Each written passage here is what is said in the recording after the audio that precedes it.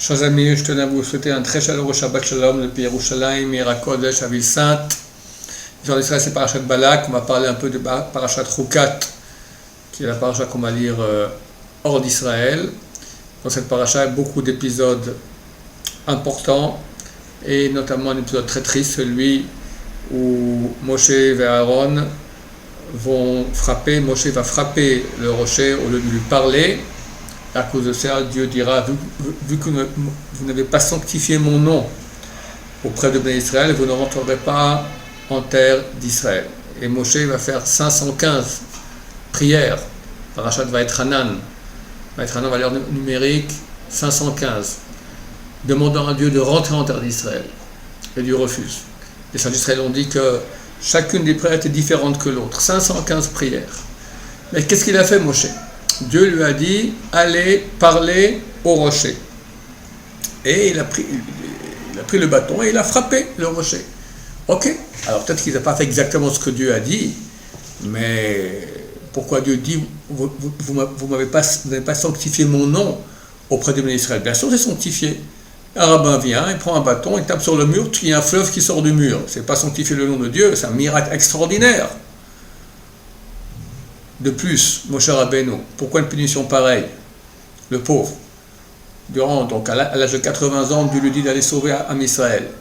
Il quitte sa famille, il va en Égypte, il sort le peuple d'Israël.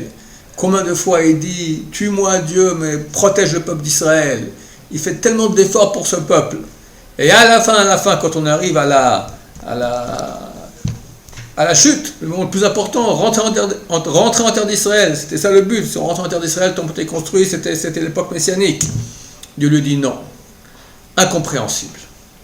Il y a un commentaire des Salles d'Israël, datant d'il y a 1500 ans, il y a le coup de Shimoni, qui dit, lorsque Dieu a dit à Moshe et à Aaron, allez parler au rocher. Quoi parler? S'il te plaît, rocher, sois gentil, sors de l'eau. Non, ce n'est pas cela. Qu'est-ce que Dieu leur a dit de dire? Il leur a dit, Lishnot Perek, allez étudier un chapitre d'études de Torah. Tu prends le Mishnayot, tu commences Brachot, Mematai, Konim Ochlim, Trouma, Barvit, tu prends un chapitre dans n'importe quel Masechet, une page de Chumash, quelque chose, étudier un peu de Torah. Et là, le rocher aurait donné son nom. Alors pourquoi c'était moins plus grand que de frapper le rocher? Parce que Ben Israël aurait compris, c'est pas un tour de magie avec son bâton magique qu'il a fait Moshe Rabbeinu. Il a dit de la Torah, et même une pierre, c'est rien, c'est du minéral, elle s'ouvre, elle donne un fleuve d'eau. Regardez la puissance de l'étude de Torah. Dieu a fait en sorte que, comme ça explique le Rachem Akadosh dans Azir Moshe, c'est marqué que après que la mer s'est ouverte, alors elle s'est refermée, les éthano, comme c'est marqué dans le texte. Éthano à son état normal. Mais les sages d'Israël ont dit l'ethnao. L'ethnao signifie à sa condition.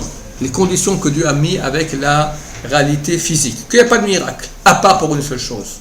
Ceux qui étudient la Torah, les grands de Torah, ils ont un pouvoir au-dessus de la nature. C'est partie des conditions de la création du monde. Donc, quelqu'un étudie la Torah, devant un rocher, il donne de l'eau. Et nous, chers amis, on a une puissance tellement grande d'études de Torah. C'est Machar qu'il arrive, Bezrat Hashem. Un ami à moi est décédé il y a exactement une semaine. Il a été enterré samedi soir. Et il y avait là-bas le Rav Yitzhak Ezrahi, le Rosh Yeshiva de Mir. Il a dit, on voit, tout le monde voit, et ceux qui ne voient pas doivent aller se faire soigner, que Machar il arrive. Ça y est. Et Mashiach, c'est étude de Torah, c'est ça. Qu'est-ce qu'on fera quand Mashiach viendra? On va s'asseoir, étudier la Torah, les choses profondes de la Torah. Il y aura un dévoilement d'Hachem extraordinaire. Mais pour qu'ils viennent, comme ça écrit le Rachem Kadosh à un autre endroit, il faut que le peuple d'Israël ne soit pas paresseux, qu'il y ait beaucoup d'études de Torah. Chaque seconde, on peut étudier, chaque minute. Combien de temps on perd à vaquer à n'importe quelle occupation qui n'a aucun sens, alors que c'est le sens même de la vie. Je vous rappelle aussi qu'un Shabbat, l'étude de Torah vaut beaucoup plus. D'après le Ben Ishraï, 1000 fois plus. D'après le Rav Yaakov Saman Moutsafi, qui était un des plus grands kabbalistes de la génération passée, l'étude de Torah Shabbat vaut 170 millions de fois plus. Donc oui, la prière, donc oui, le repas, donc oui, le repos, mais il faut laisser quelques bonnes heures d'étude de Torah. C'est notre vie. le Nefesh HaHaim, il dit que quand quelqu'un étudie la Torah, alors il est vivant parce qu'il est branché à la source de vie, Hachem. Quand il arrête d'étudier, il devient Met Mehaler, traduction en français, un mort ambulant. Alors, chers amis, qu'est-ce qu'on veut être, des vivants ou des morts ambulants? Rat Hachem, on va se renforcer dans l'étude de Torah, ainsi Mashiach viendra Berachamim, il vient de toute façon, mais qu'il vienne Berachamim avec miséricorde, pas sans problème, ni de guerre, ni de pauvreté. Bezrat Hachem. Je souhaite à tous un Shabbat Shalom, plein de bonheur, plein de Torah, plein de présence divine dans vos maisons. Amen, Amen, Shabbat Shalom, Umvurach.